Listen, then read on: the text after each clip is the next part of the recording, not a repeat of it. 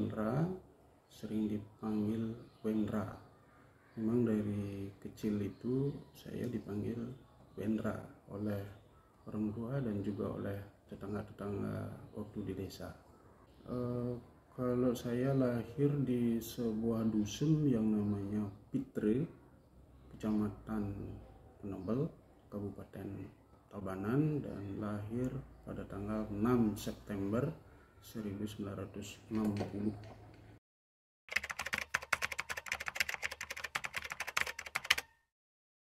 Oke, terima kasih. Kalau kehidupan waktu kecil saya itu boleh dikatakan masa kecil kurang bahagia, karena sesungguhnya masa kecil itu adalah penuh dengan permainan dengan teman sebaya. Namun saya waktu kecilnya itu dipenuhi oleh kerja dan terus kerja.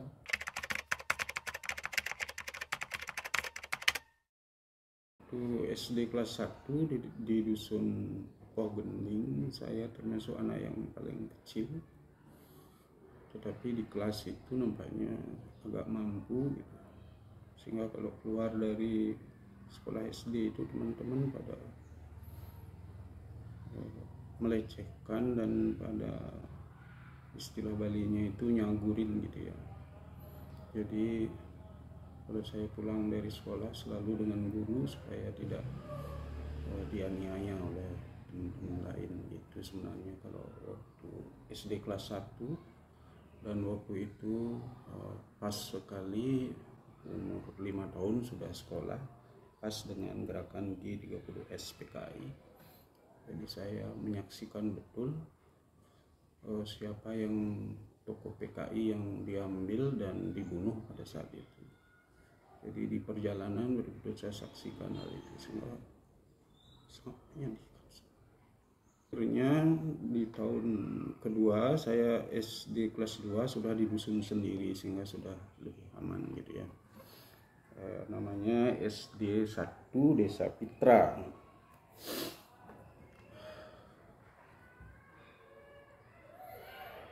Dan setelah itu saya tamat dari SD Pitra, lalu masuk SMP Negeri 1 Penebel. Malah di awal sekolah itu saya kesulitan, banyak sekali rapotnya merah sebenarnya, karena volume kerja banyak sekali, waktu belajar tidak ada gitu, sehingga terjadi rapotnya memerah itu, dan orang tua memarahi.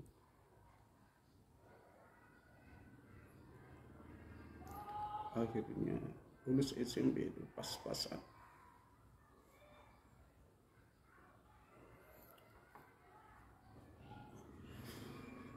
Akhirnya masuk SPG Dwi Jenderal Denpasar, baru dapat kesempatan belajar di kota karena sudah tidak ada kerja lagi. Akhirnya di sana sering mendapat ranking 1 di kelas setelah di SPG. Akhirnya setelah SPG melanjutkan ke S1 Bimbingan Konseling. Akhirnya dapat beasiswa juga di sana. Akhirnya maju periode pertama juga, ya dengan lulus yang bagus juga saat itu.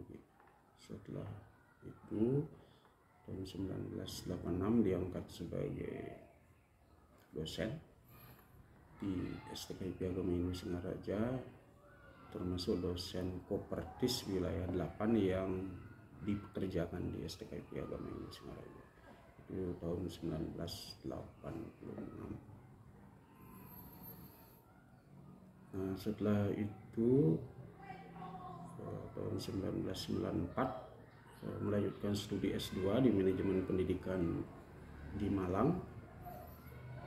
Jadi melanjutkan di sana banyak sekali sakitnya, sehingga di sana dapat beasiswa sebenarnya, tapi tidak bisa melanjutkan karena sakit dan mengundurkan diri. Akhirnya setelah mengundurkan diri, justru saya akhirnya mencari S1 yang kedua di Prodi Pendidikan Bahasa Inggris di STKIP Agama Hindu Singaraja yang bekerja sama dengan Ita Widya. Akhirnya melanjutkan S2 di Undiksa, jurusan penelitian dan evaluasi pendidikan. Itu kira-kira tamat tahun 2005. Setelah itu tahun 2009 baru melanjutkan S3 di UNHI, Prodi Pendidikan Agama Hindu, tamat tahun 2013. Nah, selama itu tidak ingat mengusulkan kenaikan jabatan fungsional, jadi mentok di 4A, yaitu lektor kepala 4A. Dan akhirnya baru tahun 2018 mengusulkan ke guru besar, dan akhirnya tahun 2023 terhitung 1 Mei baru usulan guru besarnya diterima oleh Kemendikbud. Jadi riwayat masa kecil dan pendidikan sekian.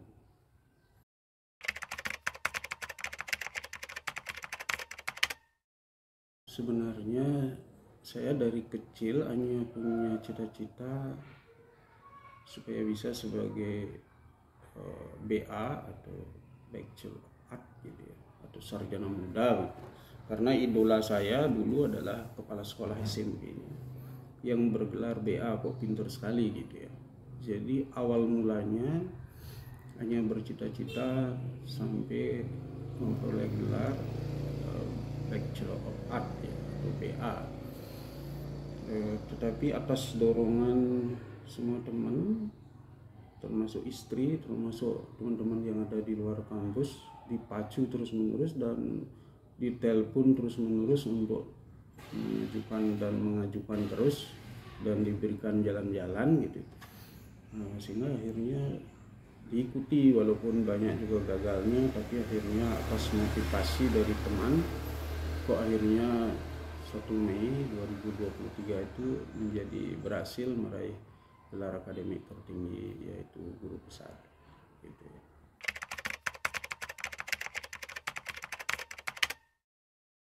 Ya, sebenarnya kenapa mengambil S3 bidang pendidikan agama Hindu, karena rasa terpanggil untuk belajar agama Hindu sendiri dan memang senang di bidang spiritual gitu. Sehingga walaupun bidang saya S1-nya bimbingan konseling dan bahasa Inggris, tetapi dan juga S2-nya adalah penelitian dan evaluasi pendidikan, tetapi saya pilih justru pendidikan agama Hindu karena agama di akhir-akhir usia kita, di akhir-akhir kehidupan kita, kok agama merupakan jalan untuk menuju Tuhan, menuju hal yang terbaik saya pikir. Dan akhirnya betul sekali, setelah mendapatkan gelar doktor di bidang pendidikan agama Hindu, banyak tawaran untuk memberikan Dharma Wacana, banyak tawaran sebagai narasumber baik di media sosial, di RRI dan sebagainya, di masyarakat juga banyak ada tawaran. Sehingga dengan memberikan pelayanan kepada umat Hindu dalam bentuk memberikan wejangan Dharma Wacana, kok merasa hidup kita semakin bahagia.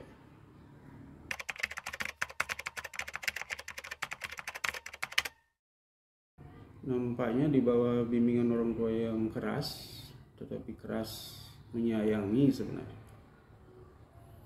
Namun beliaunya karena hanya taman SD dan seorang petani begitu, jadi tidak bisa mengarahkan anak.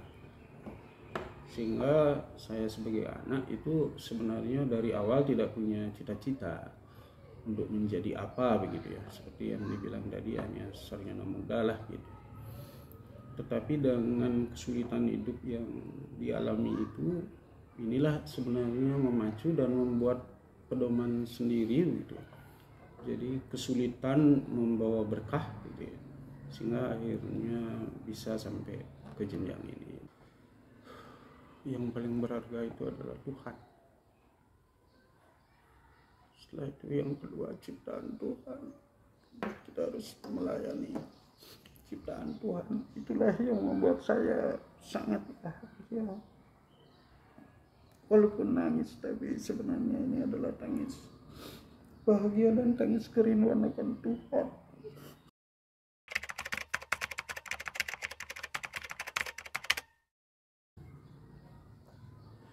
Yang paling berharga, satu Tuhan, kedua istri, ketiga anak-anak dan cucu-cucu.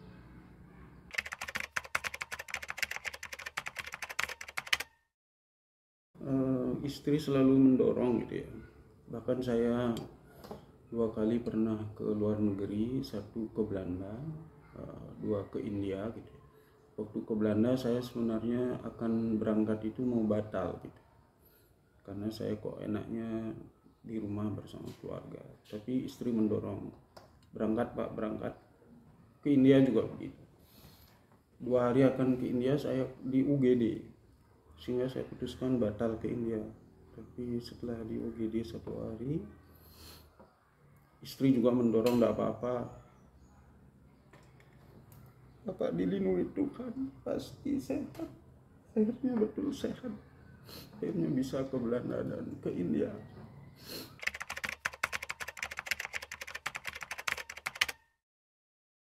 Jadi menurut saya pendidikan adalah hal yang paling utama harus dilakukan.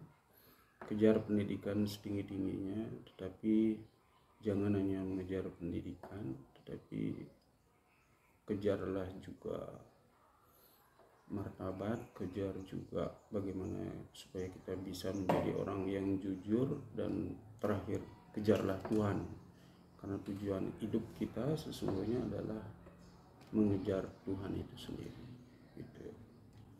Tuhan yang paling dikejar. Dan mudah-mudahan generasi muda dari tayangan ini nanti disiarkan gitu, supaya bisa memberikan inspirasi bahwa kejarlah pendidikan setinggi-tingginya dan kejar cita-cita setinggi-tingginya dan capai hasil yang setinggi-tingginya itu. Tetapi jangan lupa pada Tuhan, dan akhirnya kejarlah Tuhan untuk bisa bersatu dengan Tuhan. Nah, itulah pesan saya kepada generasi muda. Ya, secara duniawi dan secara rata-rata pada umumnya sangat benar ya, tetapi sesuai dengan basic dan fokus guru besar itu adalah mengambil pendidikan karakter berdasarkan kitab suci Weda gitu ya. Jadi jangan hanya mengejar pendidikan yang tinggi, jangan lupa kejarlah Tuhan, karena semua jabatan, semua harta, semua hak milik yang ada di dunia ini akan kita tinggalkan. Dan yang menemani kita nanti berpulang adalah karma baik dan karma buruk, subha dan asubha karma gitu ya. Oleh karena itu, yang terakhir, mari kita bersama-sama mengejar Tuhan untuk bisa mencapai planet rohani, apakah itu Siwaloka, Wisnuloka, Brahmaloka ya, atau dengan istilah lain bisa mencapai pelepasan dari keterikatan duniawi. Oke.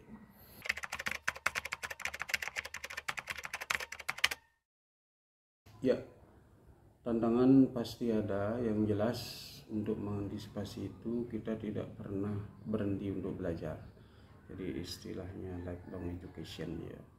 Jangan berhenti untuk belajar, karena semakin tinggi jabatan ataupun kedudukan kita, maka cobaan pasti akan semakin susah. Dan sebenarnya pengertian samadhi itu kan begitu.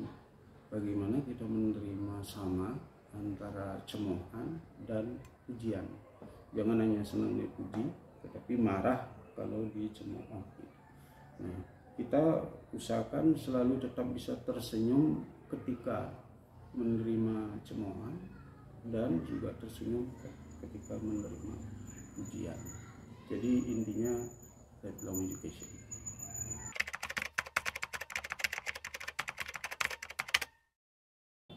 Ya, mulai dari yang terendah sampai akhirnya pernah menjadi ketua STKIP Agama Indonesia Singaraja gitu.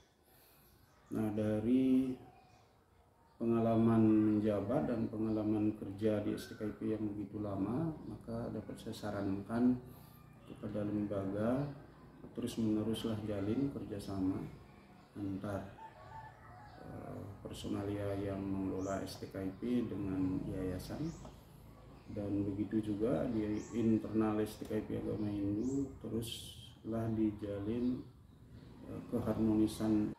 Harapan kedepannya sih supaya STKIP Agama Hindu Singaraja dengan 4 prodi atau menambah prodi baru ini adalah merupakan harapan kita semua ya. Mudah-mudahan bisa menambah prodi baru yang menjanjikan menghidupkan STKIP lagi. Kadang-kadang kalau kita berhadapan di masyarakat dan langsung di dunia kerja, yang paling menentukan itu bukan penguasaan skill, tetapi keberanian kita untuk menghadapi dan mencoba.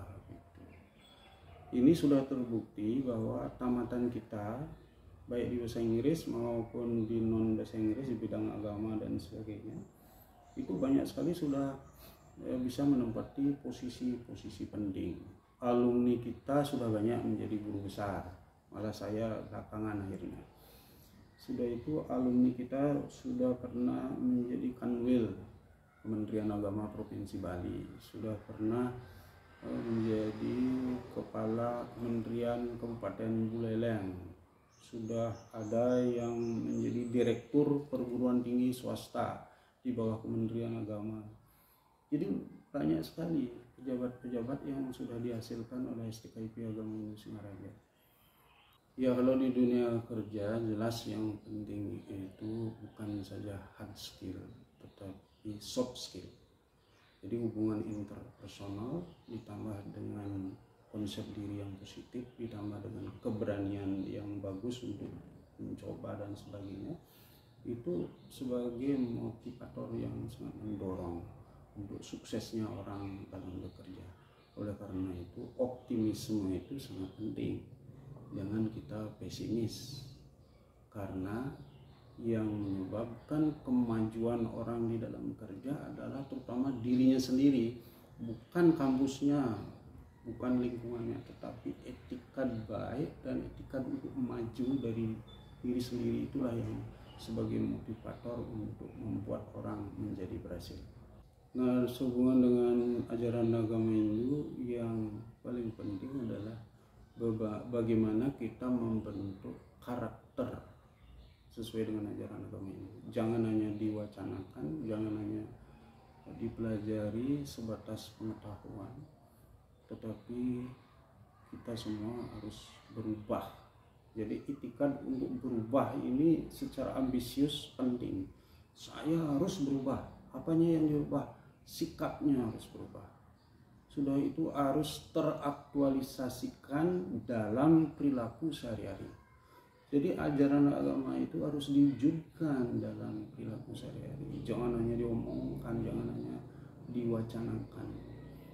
Dan pendidikan karakter jangan dibebankan kepada dunia pendidikan formal aja seperti di sekolah dan kampus, tapi orang tua juga harus mengerti dan mulai menanamkan lewat kebiasaan, dimulai dari dalam keluarga untuk berkarakter yang baik. Itu setelah itu masyarakat juga harus mengikuti semua itu. Saya kira seperti itu. Kalau saya hubungkan dengan kalau saya di Belanda dulu itu tidak pernah ada mewacanakan Trihita Karana, tetapi di Belanda kok Trihita Karananya excellent gitu, bagus banget di sana. Tapi kita yang punya konsep Trihita Karana kurang bagus gitu. Generasi muda kita untuk berperilaku yang bersih, yang rapi, yang menolong sesama dan sebagainya. Sehingga sekarang itu ekstrim sekali, LP di negeri Belanda itu kosong, tidak ada kriminalitas, justru ditawarkan kepada dunia, siapa yang kepenuhan LP-nya sini bawa di Belanda gitu. Nah, itulah idealnya. Jadi yang terpenting itu teladan contoh, bukan konsep, bukan dijadikan mata kuliah atau bukan dijadikan mata pelajaran gitu.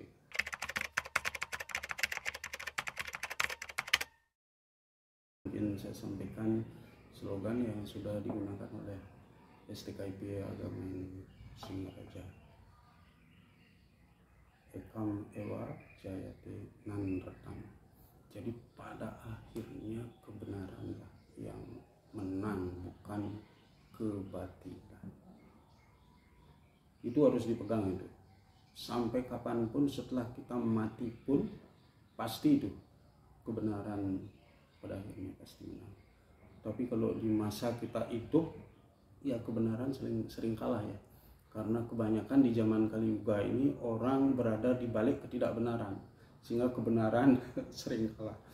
Tetapi peganglah slogan yang sudah bagus dari STKP Agama Indonesia Raja ini, bahwa kebenaran pada akhirnya pasti menang, bukan kebatilan. Entah itu diterima di dunia ini ataupun di sangkan paraning dumadi. Dan saya mohon maaf atas segala kekurangan, dan saya memang agak melankolis itu mudah sekali keluar air mata. Mohon maaf atas segala kekeliruan di dalam penyampaian